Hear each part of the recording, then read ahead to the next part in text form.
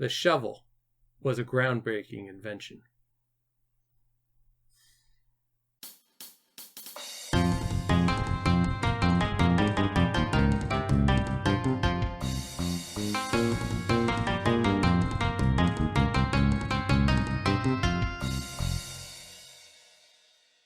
Hello and welcome to Assorted Meeples. I'm Phillip the Meeple on duty, and today I have my lovely wife Heather with me. And today we are talking about our 10 by 10 challenge from last year and where we're going forward with this. We'll be honest, we failed pretty horribly last year. I don't feel like it was a total failure.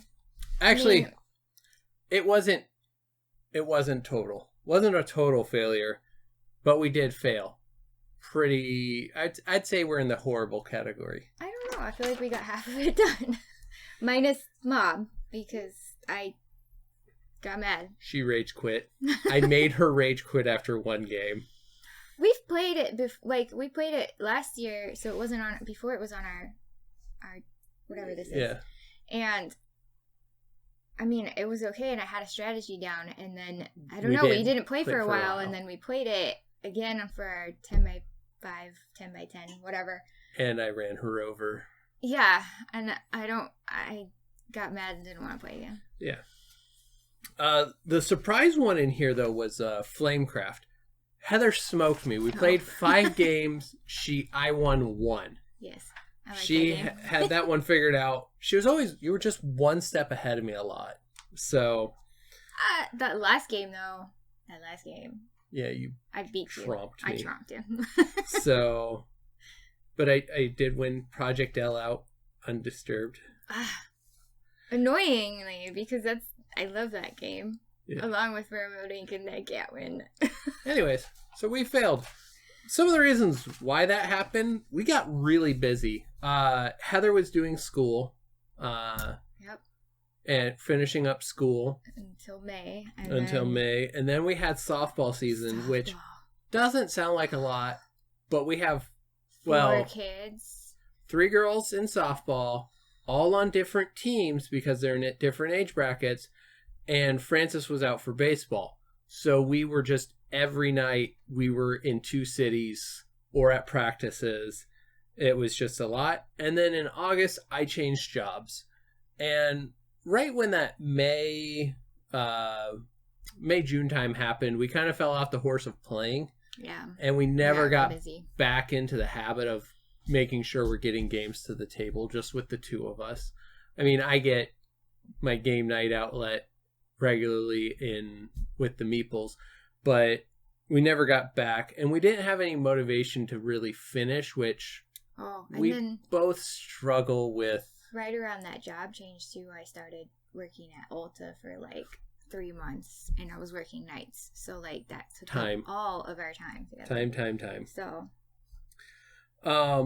what games do we have on this new list? We're going to talk about what we changed here in a bit, but we're going to talk about our games first of what we're putting on there. And so, starters, we're going with Bullet. I currently own everything that is published for it so far. I did not back the expansions that are coming out because I know they'll go to retail, and I don't have any extra money that I can just willy-nilly throw at board games now. Part of the new job change. We never did, but we found ways. You found ways. I did find ways. Bullet is a shoot-'em-up puzzle game where you're going to be drawing bullets out of your bag, and they descend down towards you, and you're going to be creating patterns on your board and getting rid of them before they hit you, passing them to the next player. This game, when you get skilled at it, you're supposed to play it with a 3-minute buzzer, and you're supposed to go through your bag in 3 minutes, and you're supposed to survive as long as you can. We will be starting without a timer because stress, and working our way up to that. Which we have not actually played this game yet. We haven't even done a trial run of it. So we've watched videos, and that's it. And it looks like our jam. It looks good. So we'll see how it goes. I'm going to set this down right. I'll bring it over. Oh, we're not going to have it. I was going to... We're going to put it... Well... Go. I was trying to get it where it actually shows over here without blocking you too much. There we go. Next up, we have Mall Peak by Pencil First Games. This is one we haven't done a trial run of either, but it is a 2-player only game where one person's controlling a giant monster and the other person is controlling a team of little tiny people trying to take it down. Your objectives are pretty much what it sounds like. The monster has a hidden or a special objective, or he can just murder everybody. The little guys are trying to take down the big guy by slowly climbing up the monster and attacking the key points and abilities. Once all those hearts have been hit, they win the game. It looks like an absolute blast. Again, we haven't got it to the table yet. We were busy since I got these, which was like a year ago. We're off to a good start. Yep. So, your thoughts on this one? It looks good. I don't know. I'm not entirely like. You were the one cool. When I watched the video, I was like, oh yeah, I think we could play that. So. Okay. You were the one that insisted that we put it on the list because it is. We've had it for a year. We haven't even touched it.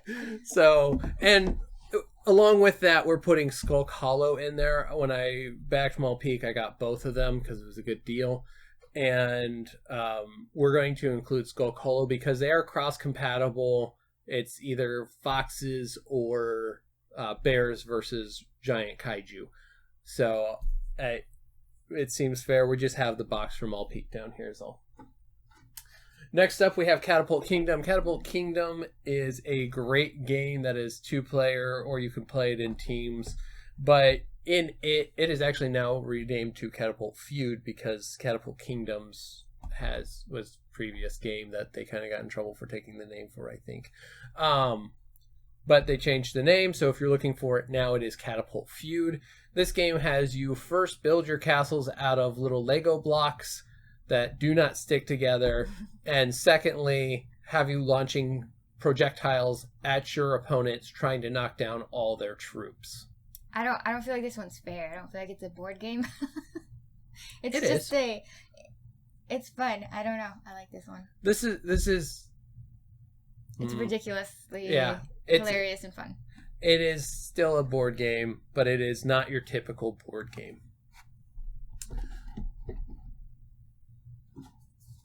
Next up, we have Sunrise Lane. This is a new one to our collection, and in it you are collecting cards of 5 different colors to place down on a board that has numbers, and when you take up those plots of land and put your building out there, you are getting points per the number printed times the number of cards that you played onto it.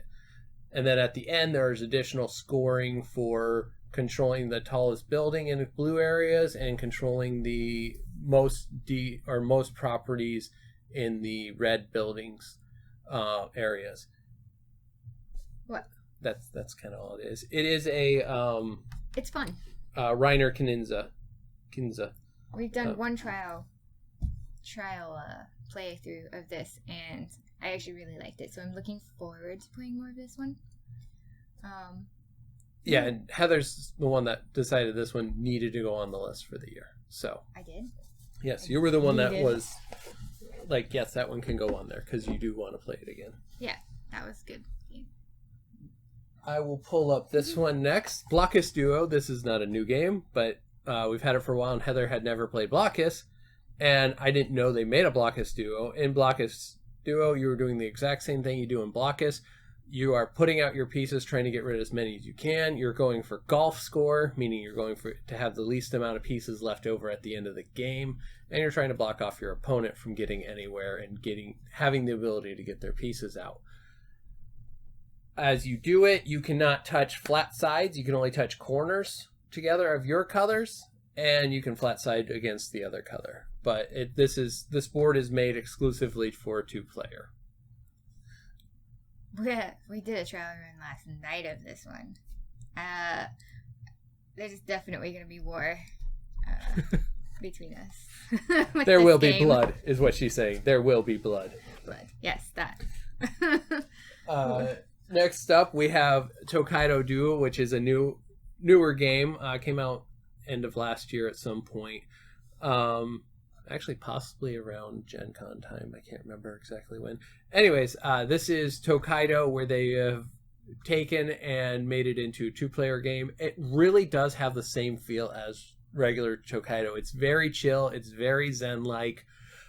It is also extremely cutthroat and vicious when you get into the actual strategy of, like, if I move here, that means they can't go there. If I take this, they can't take that. That sort of thing. And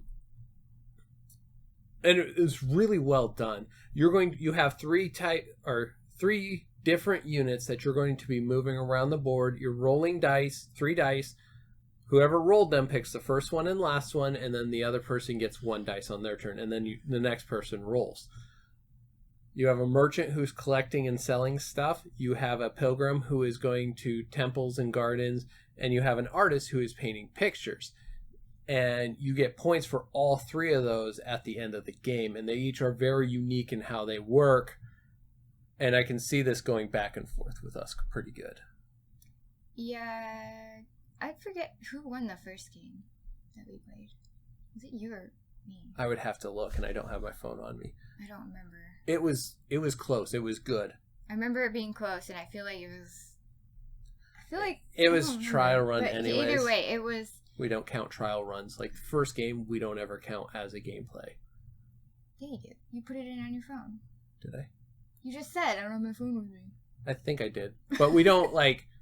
For the purposes of this, I would never count a first gameplay as a play because we're both learning. So true. But yeah, it was a close game. I remember that. It was good. I'm not sure how I'm gonna fare on this one. Next, we have Portal Block. Actually, I'll pull this side up. This is a really great box design. It's a cube, and I love it. It's unusual, but it works well. Portal Block, in it, you have a bunch of cubes. In the first part of the game, you're going to build out this course that you're going to go down.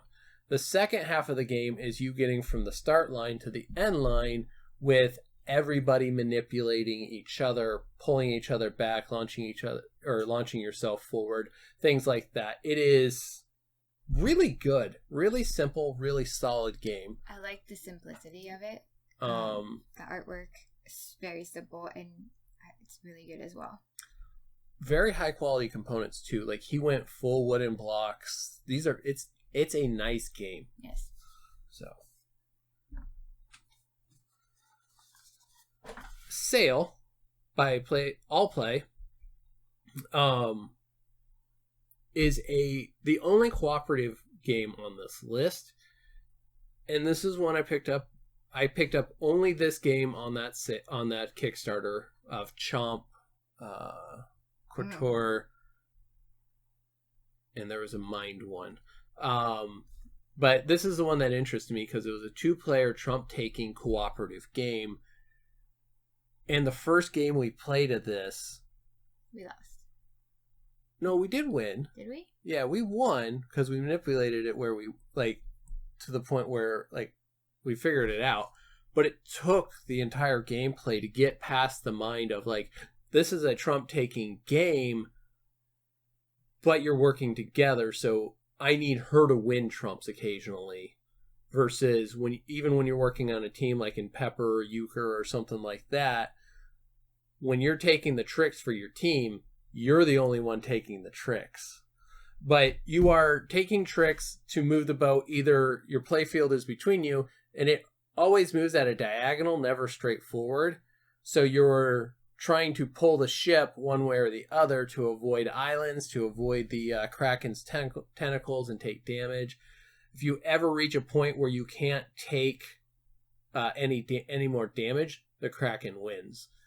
If you don't make it past a certain point before a storm happens after like 3 rounds and 5 rounds, you automatically lose. You're fighting the weather and you are fighting the Kraken, and this game it really pops. So the artwork is gorgeous. It is a very beautiful game. It took a minute, definitely, to figure out what we were doing. And get your brain in that place. Yeah, it's not a typical, I don't know, what do you call it? Typical game. Yeah. It's very different for a cooperative trick-taking game. Yeah, so, but it was fun. I liked it. At the end of it, I was like, whoa, that's so different, but it was fun. Yeah. So, I enjoyed it. Next up, we have La Corsa. We've played this before. I'm pretty sure we have a gameplay of this video. Yeah. La Corsa is a great game where you are in a race, and it's not about getting around the track first, it's about position. And that's how he designed the game, because Formula One racing isn't about necessarily the full track and all that. He's like, it's the jockeying position, it's the passing and when do you pass and all that stuff. And he did a great job of simplifying that and getting it to a great board game. You have a handful of cards and that allow you to either overtake or get past and either extend your lead and things like that. It's so great. I'm pretty sure we have a gameplay. If we do, it'll be linked in the description below, because I know all this other stuff we don't have a gameplay of. Not yet. Not yet anyways. And but this was a real gem. Like, I love what it does. My only complaint is it seemed like we got a lot where it was one person's hand was always better, and so if they got the pole position, they were just gone. It's because he doesn't know how to shuffle. The lies you say. And last on the list is 5211 Azul. I picked this game out. Actually, I picked this game up. I bought it. Yes. Because it sounded cool. Is that show? Kind of? Maybe? No. We'll go like that. 5211, you have a hand of card, or you've got your deck. It has 5 or 6 colors in it, and they each have numbers 1 through 6. And on your turn, you have your hand of 5. First turn, you play 2. Second turn, you play 1. Third turn, you play 1. So you have 4 cards that you're working with. And you always redraw, so you always have 5 cards in your hand. You work through the whole deck until you're out of cards. Whoever has the most points at the end wins. At the end of a round, you look at all the cards on the table. First, you look at the roosters that are the ones. If there are, like in a 2-player game, if there's exactly 4 roosters, no fewer, no higher, you count only the roosters. If that condition isn't met, you go by the majority. If there's more than 5 of a certain color, they get discarded and you move on to the next one. If there's ties, those get discarded and you move on to the next color down the line. Really great strategy. Really, really fun. I've enjoyed playing this. Me and my mom played a few hands. Me and Heather played a few games. I've played it with Felicity, who is our youngest.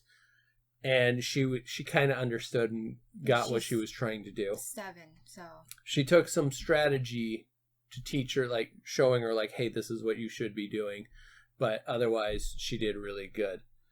Now, so that is our 10 by 5. So that's one of the things we're changing this year. We're only going to play 10 games 5 times instead of 10 games 10 times to hopefully get through them all.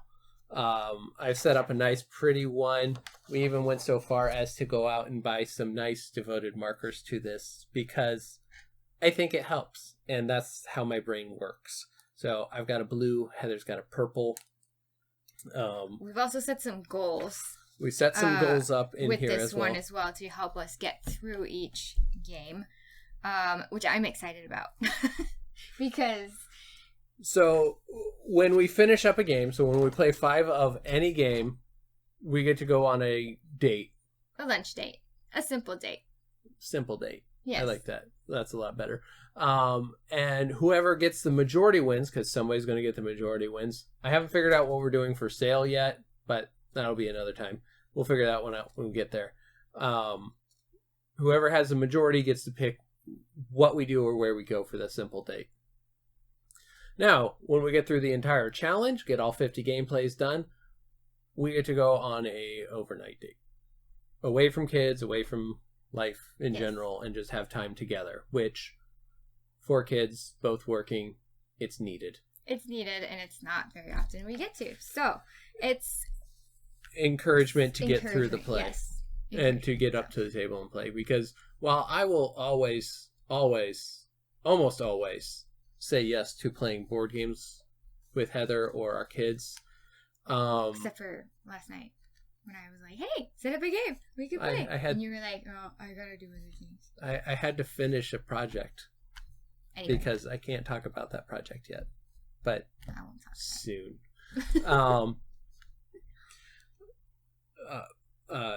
Getting Heather sometimes to the table is a little harder, but this will give proper motivation, and that's motivation. Not.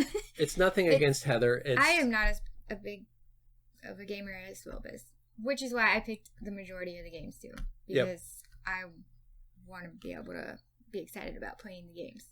So now, if we get through this really quickly, we are discussing what we're going to do. So, like, if we have half the year left, we might go in and start another challenge where we do like 10 by 3 and I get to pick all the games, because they'll be a little more challenging to play and a little harder, a little deeper strategy.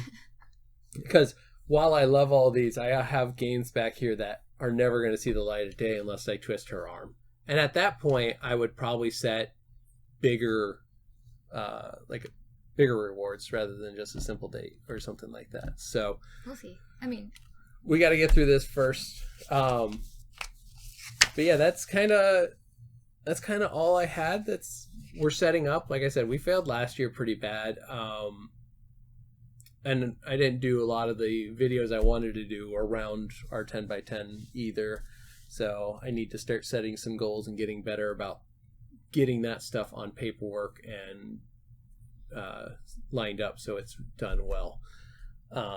But thank you guys for watching. If you're doing a 10 by 10 or a 10 by challenge or some challenges for your board gaming this year, let me know down in the comments below.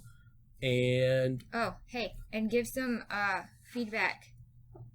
I keep telling him if you want a template of this, he needs to set something up so you guys can, I don't know, download a template somehow. Why would you do that? Because I want you to. I think he did such a fabulous job on that. He did that all by himself. It's very pretty. It's very pretty. So, thanks for watching, guys, and we'll see you next time. All right. Bye. If you like what you just saw, please support us by hitting that like button and subscribing to our channel for more great gaming content.